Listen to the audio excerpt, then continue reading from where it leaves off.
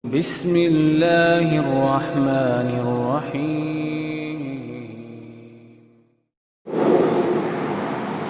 Nabi Muhammad SAW berpesan kepada kita, kalau kita ingin selamat hidup kita di dunia ini, maka apabila kita diberi musibah oleh Allah Subhanahu wa Ta'ala, diuji kita dengan musibah-musibah, dengan kekurangan kita, maka hendaklah kita bersabar.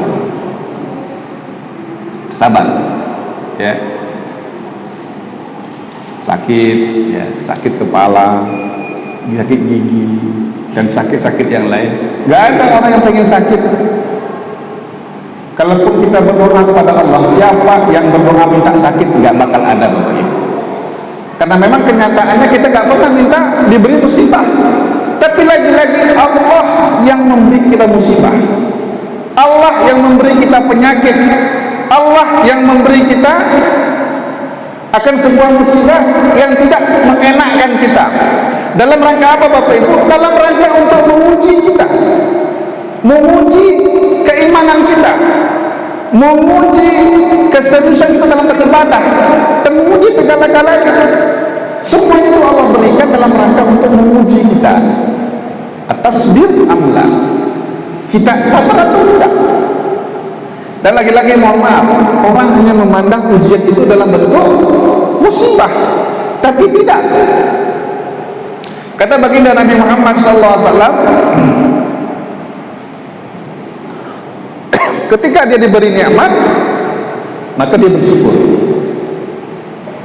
Betapa banyak orang yang sukses melewati ujian musibah, melewati ujian sakit, melewati ujian miskin, melewati ujian-ujian yang lain, tetapi dia tidak sukses melewati ujian kenikmatan. Banyak. Kalau sakit mungkin karena dia sudah siap-siap akan menghadapi sakit ini. Oh, harus sabar, harus gini, harus gini. Ketika ada rumah kebakaran, habis ludes hartanya, maka dia diingatkan oleh saudara-saudaranya. Maka itu pentingnya kalau ada musibah, datangi cepat, kunjungi dia, silaturahim dia, takziahi dia. Kenapa? As-sabru inda sadmatil ula, kata Rasulullah SAW. Ya, sabar itu ketika terjadinya benturan pertama. Makanya sekuat-kuat imannya seseorang bisa jadi tidak kuat ketika mendapatkan musibah. Setegar-tegarnya orang, baik itu dari sisi pemahaman, keilmuan, mental, dan yang lain-lain, bisa jadi ketika dihantam dengan musibah dia tidak kuat. Kenapa? Rasul mengatakan as-sabru inda sadmatil ula. Ketika dia dihantam dengan musibah, maka akan diuji kesabarannya ketika terjadi goncangan yang pertama. Makanya kita bisa lihat dalam sirah Nabi Muhammad SAW dan sirah para sahabat. Contohnya Sayyidina Abu Bakar As-Siddiq, Sayyidina Umar bin Khattab radhiyallahu anhu. Siapa yang meragukan ketebalan imannya, kuat komitmennya, ketegasannya, ketegarannya, sampai-sampai iblis saja itu takut berjumpa dengan Umar. Bayangkan, dari kejauhan iblis kalau jumpa sama nampak Umar, dia lari, Pak. Dia cari jalan yang lain agar enggak berpapasan dengan Umar. Bayangkan begitulah. Makanya dia al-faruq, ya. Betul-betul orang itu udah jelas sekali mana yang hak, mana yang batil. Hak dikerjakan, batil ditinggalkan. Itulah profil Umar setelah dia masuk Islam. Karena dia pengen mengembalikan itu, artinya dia pengen menghapus dosa-dosa yang lalu. Makanya dia enggak, sudah masuk Islam itu luar biasa. Tapi ingat, setegar-tegarnya Umar, setegas-tegasnya Umar, sekeras-kerasnya Umar, tapi ketika dihantam dengan musibah, khususan ketika mendapat berita wafatnya baginda Nabi Muhammad sallallahu alaihi wasallam. Siapa yang menyangka di antara sekian banyak sahabat yang tidak bisa menerima berita wafatnya Nabi Muhammad, beliaulah Umar bin Khattab radhiyallahu anhu. Goncang, marah besar. Siapa yang mengatakan Nabi kita Muhammad telah wafat, akan aku penggal kepalanya. Begitu kata Umar kira-kira kepada sahabat. Maka kalau sahabat-sahabat ketika datang nggak berani mereka depan Umar. Siapa yang mampu membisikkan ke telinganya, meyakinkan Umar bahwa telah wafat junjungan alam Nabi besar Muhammad sallallahu alaihi wasallam. Beliaulah sahabiyul jalil Sayyidina Abu Bakar As-Siddiq radhiyallahu anhu. Coba kita perhatikan bagaimana goncangan musibah yang dialami oleh Umar bin Khattab radhiyallahu anhu yang membuat dia goncang sekali. Makanya as-sabru inda as-sadmatul ula. Kesabaran itu ketika terjadi benturan pertama, dipeluk erat-erat oleh Abu Bakar, dibisikkan ke telinganya telah wafat Muhammad sallallahu alaihi wasallam. Dibacakan ayat oleh Abu Bakar Siddiq, lupakan engkau ayat yang sering kau baca. Ya, wa ma Muhammadun illa rasul qad khalat min qablihi rusul afa in mata aw qutila qalabtum ala aqabi. Tidaklah Muhammad itu merupakan seorang rasul, dan sungguh telah berlalu sebelumnya para nabi dan rasul. Kalau dia wafat, kalau dia mati, atau kalau dia terbunuh, apakah engkau akan kembali kepada agama nenek moyangmu? Kata Allah Subhanahu wa taala. Langsung lemas, ya, langsung lemah gemulai Umar, jatuh dan menangis terisak-isak di hadapan Sayyidina Abu Bakar As-Siddiq. Apa kata Umar? Seolah-olah selama ini saya tidak pernah membaca ayat ini.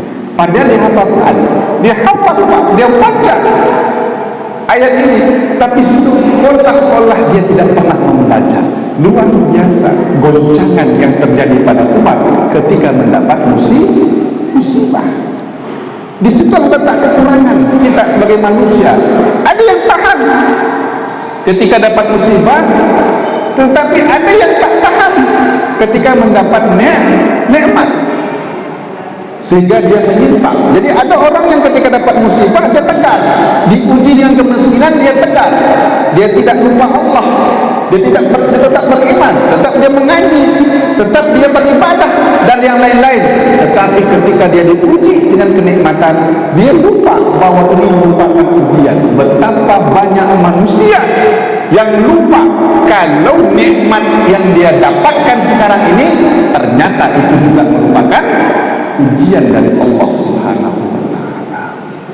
Dia anggap Allah sayang sama dia dengan harta yang berlimpah ruah. Dia anggap Allah sayang dengan dia dengan jabatan, pangkat dan kekuasaan. Dia anggap Allah cinta dengan dia karena apa yang dia maui selama ini dipenuhi oleh Allah Subhanahu wa taala, bahkan diberikan berlimpah-limpah ruah.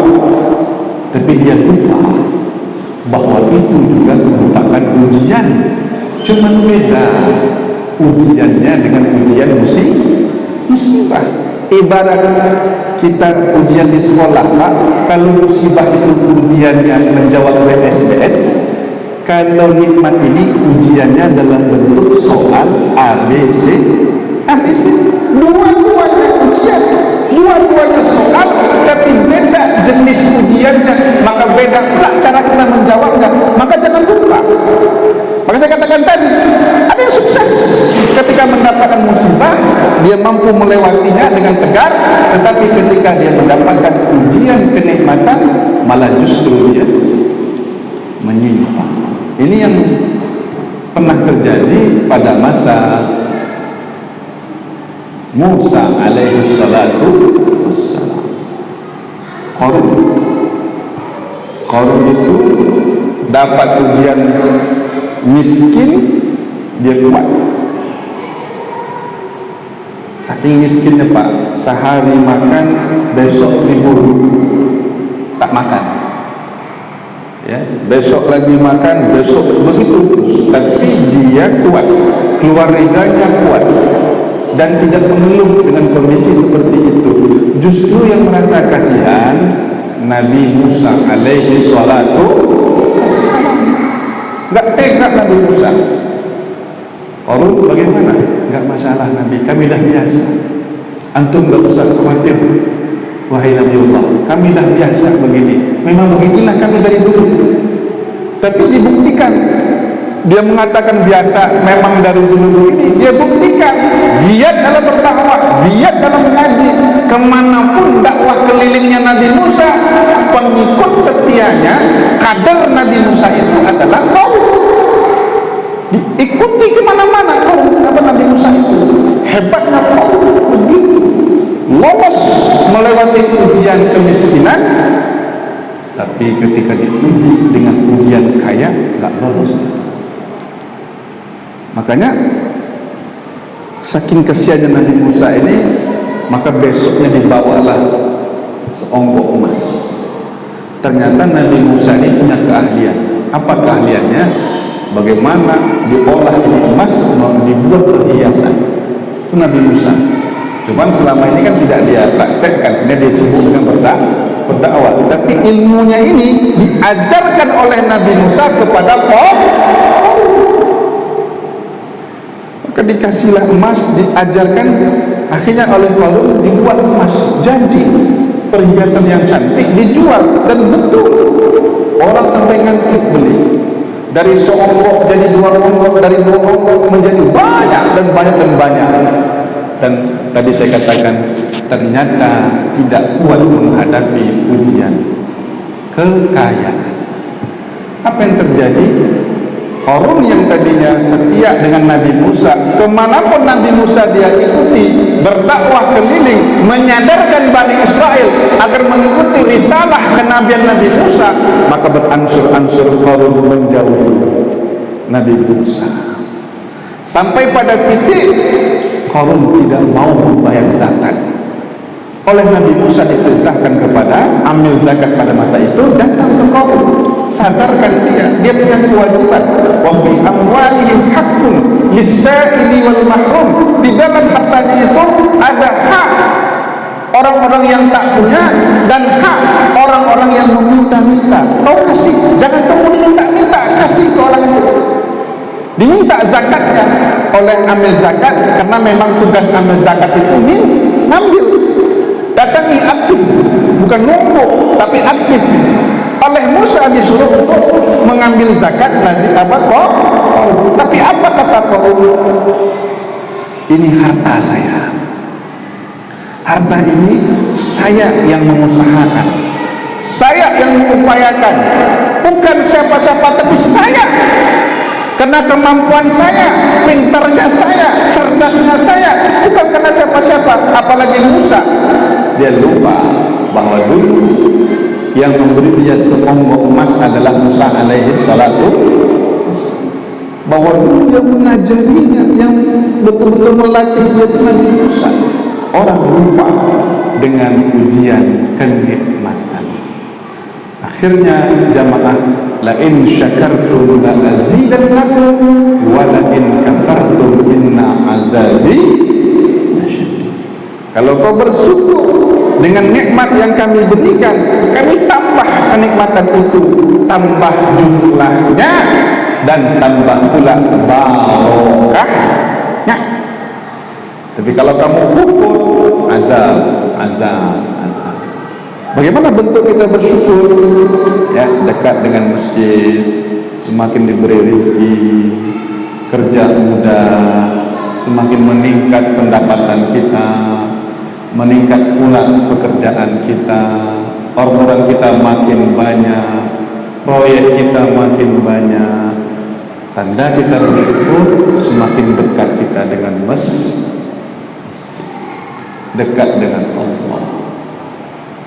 Kalau sebelumnya barangkali rukuk kita masih satu, ya, datang ke masjid masih selalu masbuk, dengan punya rukuk dua nggak ada masbuk lagi Pak. Berarti bertambah rezeki, bertambah nikmat, bertambah rasa syukur. Kalau tadi rukuk kita dua, misalkan aja rukuk kita dua, sekarang rukuk kita menjadi 3, 4, 5. Tadi kita datang ke masjid nggak masuk, sekarang bagaimana? Belum datang imamnya, dia udah standby di sini. Itu berarti la azidannakum, tambah nikmat, tambah bersyukur. Bukan macam kau tambah banyak, tambah jauh. Ada nggak contoh urut sekarang ini? Banyak. Makin sukses dalam kacamata manusia, tapi makin jauh dari masjid, makin jauh dari rumah Allah. Dengan berbagai alasan, saya sibuklah, inilah, tak sempat ke masjid lah, tak sempat mengaji lah, tak sempat begini. Sampai kapan? Alhaakumut takatsur. Itulah cara syaitan. Bapak Ibu mengatakan kita tak sempat, bahwa itu semua melalaikan kamu sampai kapan? Karena hidup kamu bermegah-megah tadi. Kau rasa, kau katakan ini nikmat Allah, Allah sayang kepada engkau, apa yang kau inginkan Allah kasih, itulah sebetulnya yang melalaikan engkau. Sampai kapan? Hatta zurtumul maqabir. Ditarik terus, tarik terus. Usia 30 sukses, 40 makin sukses, 50 makin, dan dia lupa akan kewajiban dan amanat serta tanggung jawab sebagai hamba Allah. Sampai dia ke kubur pun gak dia persiapkan. Sukses itu tidak, itu azab Pak, azab. Dan ini azab yang paling berbahaya. Kenapa kita katakan paling berbahaya? Karena zat lahirnya tidak dalam bentuk azab, lahirnya dalam bentuk fasilitas, zahirnya dalam bentuk semua kebutuhan dipenuhi, tetapi hakikatnya itu adalah azab karena membuat semakin jauh dari Allah Subhanahu wa ta'ala. Maka kita mesti menyadari kekurangan-kekurangan kita. Apakah kekurangan dan kelemahan kita itu ada ketika diberi ujian nikmat lalu kita susah untuk bersyukur? Maka perbaiki sisi ini. Atau sebaliknya, kekurangan kita itu ada pada ketika kita diberikan musibah oleh Allah Subhanahu wa ta'ala sehingga kita tidak mampu bersabar, maka disinilah kita terus perbaiki. Sabar. Musibah, sabar. Dalam kondisi Covid sekarang ini mesti sabar. Sabar, disiplin. Itu ada kita. Apa yang menjadi arahan ini kerjakan, komitmen. Apa yang menjadi himbauan pemerintah yang di situ ada pakar-pakar kesehatannya, sabar, komitmen. Gak usah terpengaruh dengan berita kanan, berita kiri, konspirasi lah, inilah apalah. Kita ikuti saja. Itu bentuk ikhtiar manusia kita sebagai orang awam. Biarlah pakar-pakar yang berbicara di sini, pakar kesehatan, ikuti saja. Maka mudah-mudahan cepat. Kalau nggak sabar kita bersusah. Ini modal utama. Makanya Allah perintahkan kita, ya ayyuhalladzina amanu ista'inu bis-sabri was-shalah. Dari manakah kota kesabaran kita? Salat. Ya. Oh Ustaz, sabar ada batasnya. Kalau sabar itu ada batasnya, berarti ketika kau mengatakan ada batasnya, kau sedang tidak sabar. Itu aja. Disitulah limit kesabaran kita. Maka apa yang sudah kita buat, insya Allah Allah akan nilai sebagai sebuah pahala. Tapi sampai di sana, udah nggak ada lagi, karena kita sudah tidak sabar.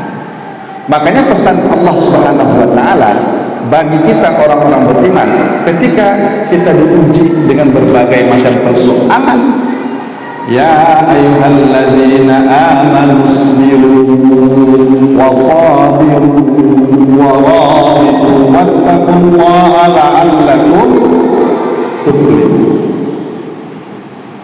Hai orang-orang yang beriman, bersabarlah ketika mendapat musibah persoalan. Cukup, gak cukup, Pak. Ternyata kuota kesabaran mesti diupdate terus. Sebagaimana kita selalu mengupgrade kuota internet kita, maka kuota kesabaran update.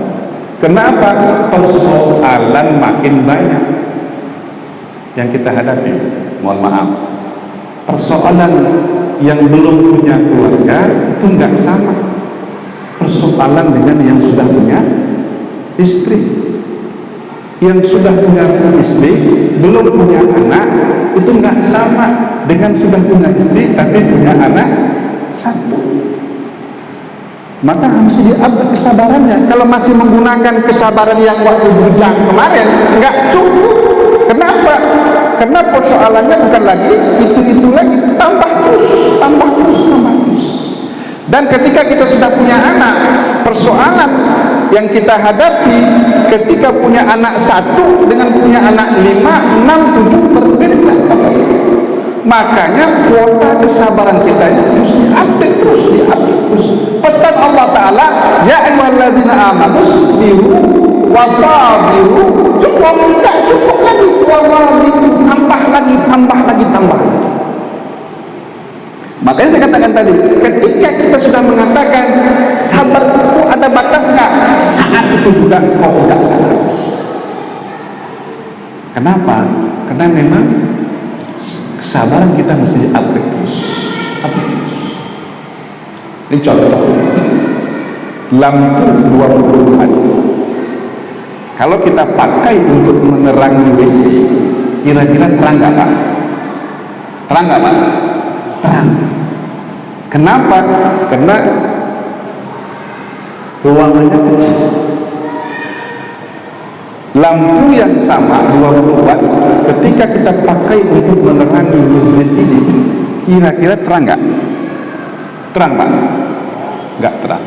Apa sebab? Kan sama-sama 20 watt. Beda Ustaz.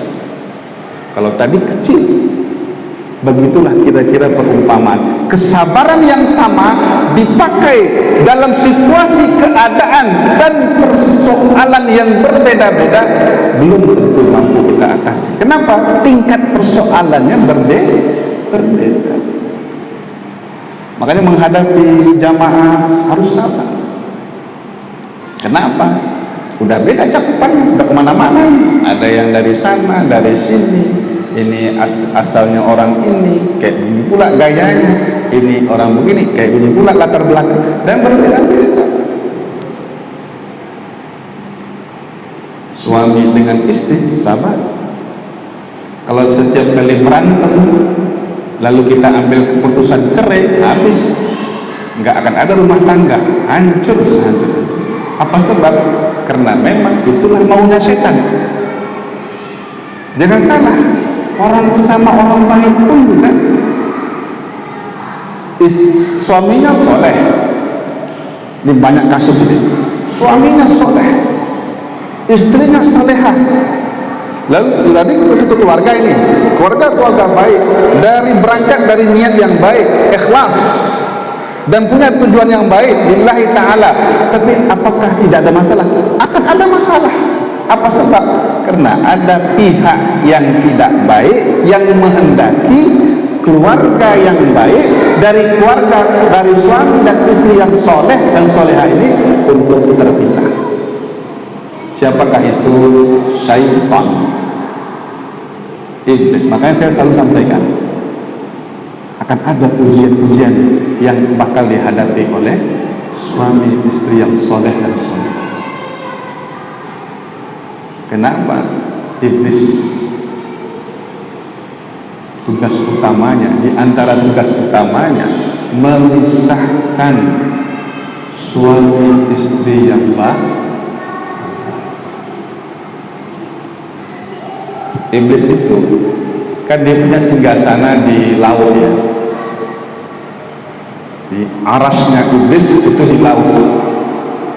Cuma kita tidak tahu lautan yang mana arasnya iblis.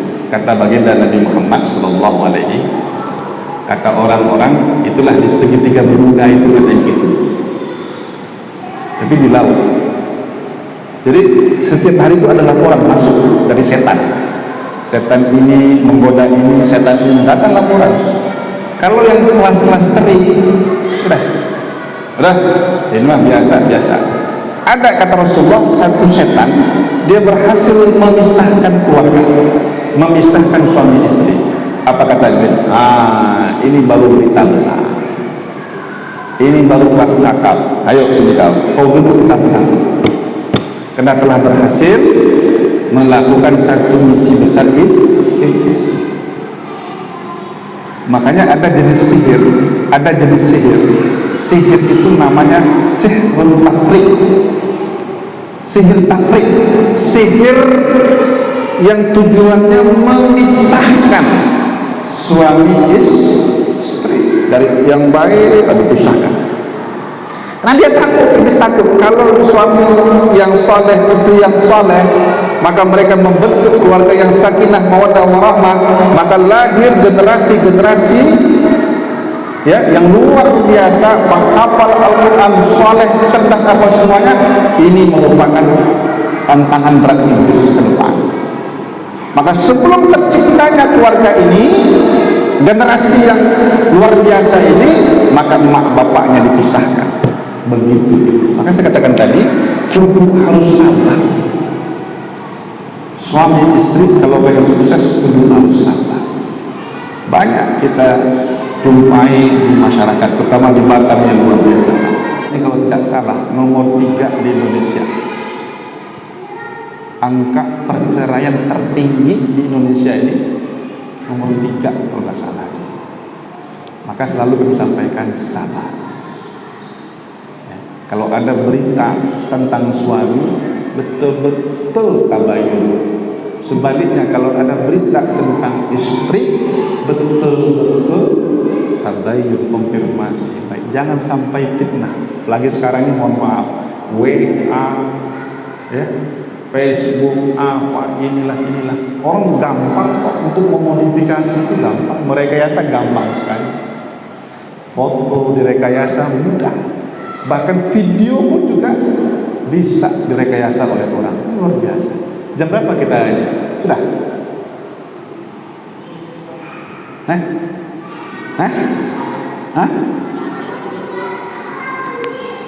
Masih ada waktu lagi? Lagi. Ini kadang kita enggak terasa, sampai bisa kan?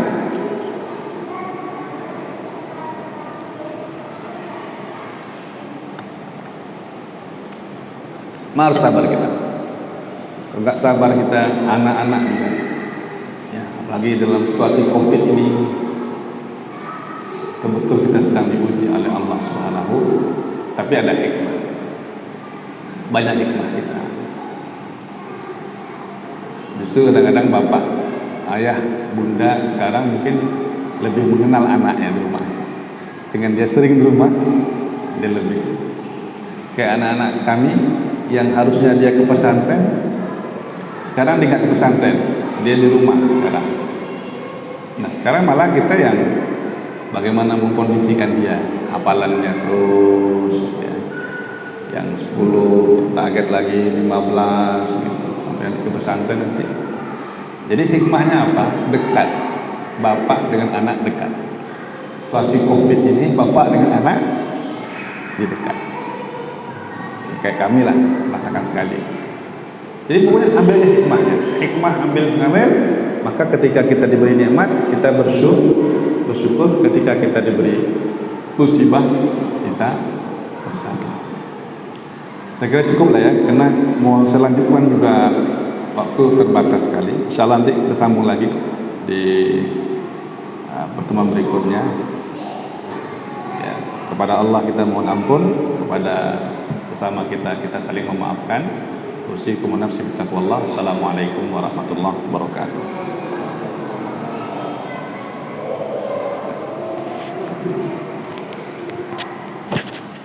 Alhamdulillahi Rabbil Alamin.